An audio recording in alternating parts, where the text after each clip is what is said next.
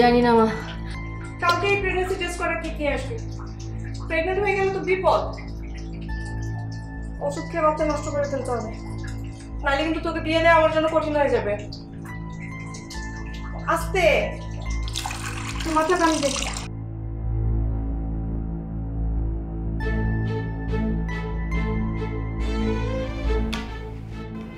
যা ভেবেছিলাম তাই করেছিস।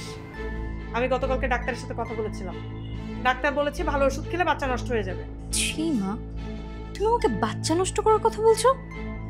একটা মা হয়ে কিভাবে এই কথা বলতে পারো তুমি? আমি কেন আমার বাচ্চা নষ্ট করব? কখনো না। ব্যাককেলের মতো কথা বলিস না পুতুল।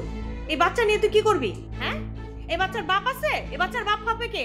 বাচ্চার বাপ যে সেই হবে। তোমার জামার সাথে আমার সম্পর্ক শেষ হয়ে যায় না, আমাদের মনোমালিন্য হয়েছে। আমি রেস্টুরেন্টে অন্য ছেলের সাথে গিয়েছি, আমি বাড়ির সামনে অন্য কারো গাড়ি থেকে এসে নেমেছি। এগুলো যে কোনো ছেলে দেখলে সন্দেহ করতো এবং আমার উচিত ছিল তার সন্দেহ ভাঙানো, তার ভুল ভাঙানো। আমি সেটা না করে উল্টা রাগ দেখে এখানে চলে আসছি। এইটা আমার উচিত হয় না এবং আমি তার ভুল ভাঙাতে এখন যাব।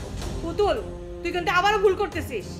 আমি কোনো ভুল করছি না মা, আমি আমার জীবনের সঠিক সিদ্ধান্তটা এবার নিচ্ছি।